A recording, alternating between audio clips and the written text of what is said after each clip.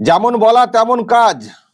যেমন ঘোষণা করেছিলেন যে 23 তারিখ সকালে এমন তথ্যের বোমা ফাটাবো দেব বাড়ি থেকে বের হতে পারবেন না। আর সত্যি সত্যি আজকে সকালেই শুভেন্দু অধিকারী তার এক্স হ্যান্ডেলে এমন একটা তথ্যের বোমা ফাটিয়েছেন। যদি লজ্জা থাকে তাহলে সত্যি কিন্তু আজ থেকে দেবের বাড়ির বাইরে বের হওয়া উচিত নয়, যদি লজ্জা থাকে। শুভেন্দু অধিকারী আজকে পোস্ট করেছেন এটা, দেবের কীর্তি। দেখুন দর্শক, দেবের কীর্তি দুটো তথ্য এখানে দিয়েছেন। একটা হচ্ছে ব্যাংকের লেনদেনের একটা ডকুমেন্ট, আর একটা হচ্ছে একটা ডায়েরির পাতার ছবি, যেখানে পরিষ্কার দেখতে পাওয়া যাচ্ছে যে কি কি গিফট দেওয়া হয়েছে বা নেওয়া হয়েছে। এটা হচ্ছে ব্যাংকের লেনদেনের যে খতিয়ান। আমি একটু জুম করে দর্শক দেখাচ্ছি আপনাদেরকে। দেখুন, এই যে উপরে যেটা লেখা রয়েছে 1/31, এখানে কিন্তু একটা বিষয় ঢাকা পড়ে গেছে, প্রিন্ট করতে গিয়ে ঢাকা পড়ে গেছে। বুঝতে পারছেন, অনেক সময় কম্পিউটারের সমস্যা হয় না, অনেকগুলো পৃষ্ঠা থাকলে তো প্রিন্ট করতে গিয়ে ঢাকা পড়ে গেছে। আমি যেটা অন্য সূত্রে খবর নিলাম, এই যে খানিকটা দেখা যাচ্ছে প্রাইভেট লিমিটেড বলে, এখানে দেব শব্দটা কিন্তু ছিল, আছে, মানে দেব নামাঙ্কিত একটা কোম্পানি।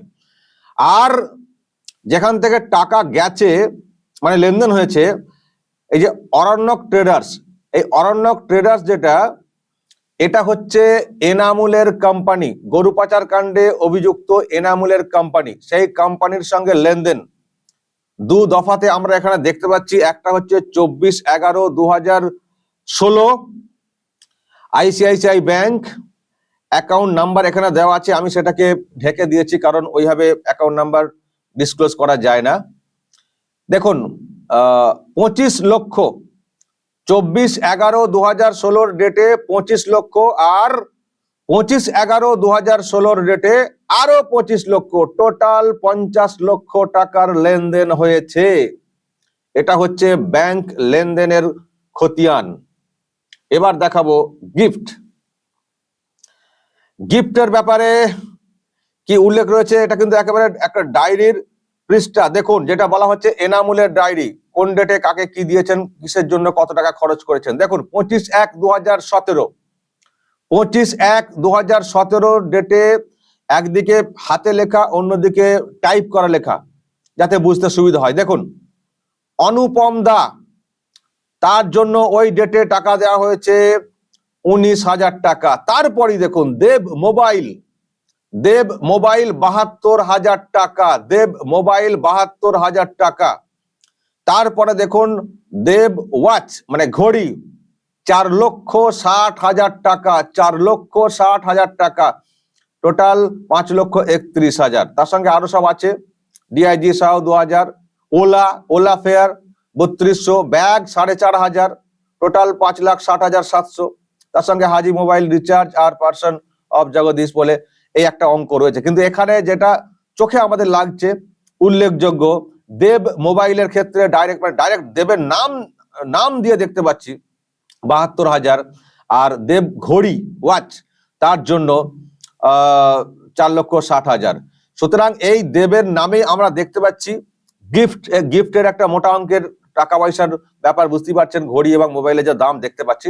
সুতরাং যেটা বলা হচ্ছে যে এনামুলের যে ডায়েরি, সেই ডায়েরির পাতাতে পরিষ্কার উল্লেখ 25/1/2017 তারিখে দেবের মোবাইলের জন্য 72,000 টাকা, দেব ঘড়ির জন্য 4,60,000 টাকা খরচ হিসেবে এখানে কিন্তু উল্লেখ রয়েছে। তার মানে দেবকে গিফট এবং তার অ্যাকাউন্টে লেনদেন আমরা কিন্তু দুটোরই তথ্য পাচ্ছি। তার মানে এনামুলের সঙ্গে তার লেনদেন হয়েছে, এই ডকুমেন্ট কিন্তু সেটা কি প্রমাণ করছে। দর্শক এখন কি বলবেন, এই দেব কি ওই দেব নয়, এটা বলবেন নাকি? সেটা জানি না। শুভেন্দু অধিকারী দেবের কীর্তি বলে লিখেছেন। এখন দেব নিয়ে যে চর্চা হচ্ছে, সেই জায়গা থেকে আমরা কথাগুলো বলছি। শুভেন্দু অধিকারী যেহেতু দুদিন আগে বলেছিলেন এমন একটা তথ্য ফাঁস করব, দেব বাড়ি থেকে বের হতে পারবেন না। ভোটের বাজারে আমরা সেটাই অনুমান করেছি যে তার মানে অভিনেতা দেবকে নিয়েই উনি বলেছেন। আর আজকে যে পোস্ট উনি করেছেন আমরা ওটাই ভেবে বলছি যে ইনি কি তাহলে ওই দেব নাকি অন্য। তো যদি এই দেবই হয়ে থাকেন, যদি সত্যি এই দেবেরই তথ্য ফাঁস করে থাকেন শুভেন্দু অধিকারী, তাহলে এটা বলবো যিনি বলে বেড়াচ্ছিলেন আমি এনামুলকে চিনি না, আমি কোনো গিফট নিইনি, আমি কোনো কিছু নিইনি, আজকে যে তথ্য সামনে এসছে, এই তথ্য সামনে আসার পরে এবার তো সত্যি তো তার মুখে তো কাপড় দিয়ে থাকা উচিত, বাড়ির বাইরে সত্যি তো তার তো বেরোনো উচিত নয় যদি মিনিমাম লজ্জাবোধ থাকে। কারণ আমি আপনাদেরকে একবার শোনাবো উনি কি বলেছিলেন। আমি একটা পুরনো বক্তব্য আপনাদেরকে দর্শক একটু শোনাই।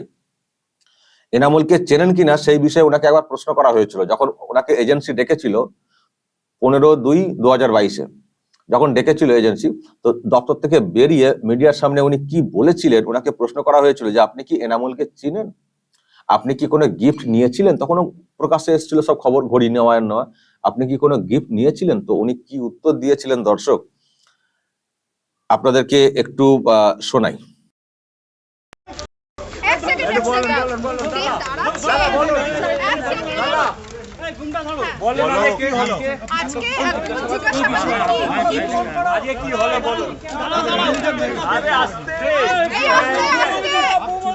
কিছুই হয়নি, আমাকে স্টেটমেন্ট দিতে বললো, আমি স্টেটমেন্টটা দিলাম এন্ড দ্যাটস ইট। আপনি কি এনামুল হককে চিনতেন? না, আমি কাউকে চিনি না, সেটাই আমি বললাম। আমি আপনি কি কোনো কিছু নিয়েছিলেন? না না না একদমই না। ইনফ্যাক্ট আমি একটাই কথা বলবো কি আমি বেশি কিছু বলতে পারবো না। আমার স্টেটমেন্টটা নিয়েছে এবং আমি যত রকম ভাবে পারবো অপারেশন করবো। Simple as that. আপনাকে আবার ডাকা হয়েছে দাদা? আমাকে আর ডাকা, আমার মনে হয় আর ডাকা আমি জানি না।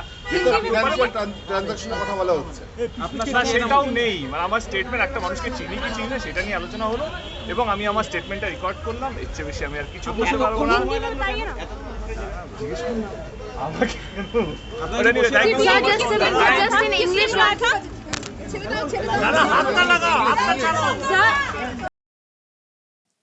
এই কথা বলেছিলেন 15/2/2022-এ এজেন্সির দপ্তর থেকে বেরিয়ে। কিছুই হয়নি, কিছুই হয়নি, যে ডেকেছিল একটা স্টেটমেন্ট নিয়েছে, কিছুই হয়নি, এমন ভাব দেখাচ্ছেন যেন কফি খাইয়ে ছেড়ে দিয়েছে। তবে চোখ মুখ বলছিল কিন্তু অন্য কথা, চোখ মুখ কিন্তু অন্য কথা বলছিল। উনি হয়তো মিডিয়ার সামনে ওই রকম বললেন কিছুই হয়নি, কিন্তু উনি যে ধরা পড়ে গেছেন এজেন্সির কাছে সেটা কিন্তু চোখ মুখ বলছিল। বাইরে বেরিয়ে বলছেন এনামুলকে চিনি না, কিছুই নেইনি, কিন্তু ভিতরে নিশ্চয়ই কিছু তথ্য ওনার সামনে ধরা হয়েছিল, যে তথ্য সামনে আনা হয়েছে। যেমন এখন যেটা দেখতে পাচ্ছি আমরা, হয়তো এরকম কিছু তথ্য ধরা হয়েছিল, ফলে উনি বুঝতে পেরেছেন কি নিয়েছেন না নিয়েছেন আর কি ডকুমেন্ট এজেন্সির কাছে চলে এসছে। ফলে চোখ মুখ দেখে মনে হচ্ছে যে উনি ধরাই পড়ে গেছিলেন, কিন্তু বাইরে বেরিয়ে এসে কাকে হাত দেখাচ্ছেন আঙুল দেখাচ্ছেন বলে টুকটাক কথা বলে বেরিয়ে চলে গেলেন। এনামুলকে চিনি না, কোনো গিফট নিইনি, কোনো লেনদেন হয়নি। মনে হয় না আর ডাকবে, কিন্তু আবার ডেকেছিল, জানেন তো আপনারা, দিল্লিতে ডেকেছিল, মনে হয় না আর ডাকবে। ফলে এবার কি বলবেন দেব? সত্যি তো শুভেন্দু অধিকারী যে কথাটা বলেছেন যে যদি মানে আমি যে তথ্য ফাঁস করব দেব বাড়ি থেকে বের হতে পারবেন না।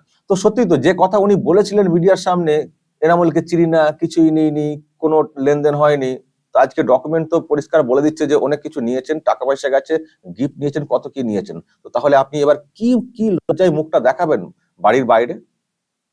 যদি মিনিমাম লজ্জাবোধ থাকে তো আপনি কি মুখ নিয়ে বাইরে বেরোবেন আজকের পরে? যে আপনি মিডিয়ার সামনে ওইরকম কথা বলেছিলেন, মিডিয়াকে মিসগাইড করেছিলেন, মিথ্যা কথা বলেছিলেন, অস্বীকার করেছিলেন, আজকে তথ্য বলছে আপনি ঘড়ি নিয়েছেন, মোবাইলের জন্য এত টাকার ব্যাপার এসছে, তারপরে টাকা গেছে, কোম্পানি নামে টাকা গেছে, তাহলে আপনি কি লজ্জায় মুখটা দেখাবেন? আর কি লজ্জায় মানুষের কাছে ভোট চাইবেন? আমি তো অবাক হয়ে যাচ্ছি। এবং অন্য সময় তো আরো অনেক কথা বলেছিলেন, এইসব প্রমাণ করতে পারলে রাজনীতি ছেড়ে দেবো, কত কি, এই তো প্রমাণের তথ্য। তো এগুলোকে অস্বীকার করতে পারবেন? অস্বীকার করতে পারবেন? আপনাকে এজেন্সি কি ক্লিন চিট দিয়ে দিয়েছে নাকি? ক্লিন চিট দিয়ে দিয়েছে? তো আপনি কি লজ্জায় মানুষের কাছে বের হবেন? আর মানুষকে কি করে বলবেন যে আমাকে ভোট দিন? কি করে বলবেন? আর ঘাটালে মানুষ কি সত্যি একেবারে এতই বোকা নাকি যে এরকম একটা লোক নিজেকে বিরাট স্বচ্ছ বলে দেখানোর চেষ্টা করেন, ভাবমূর্তি বিরাট ভালো বলে দেখানোর চেষ্টা করেন, আমার সব বন্ধু বিজেপিতে বন্ধু এইসব বলে বলার চেষ্টা করেন, আর ভিতরে ভিতরে এইসব ডুবে ডুবে জল খেয়েছেন।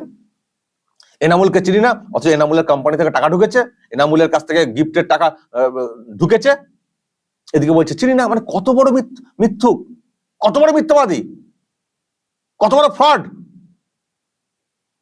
যে টাকা পয়সা ঢুকেছে অস্বীকার করছেন, মিডিয়ার কাছে মিসগাইড করছেন, আর মানুষের কাছে ভোট চাইবেন, ওকে ভোট দিলে আমি এমপি হব।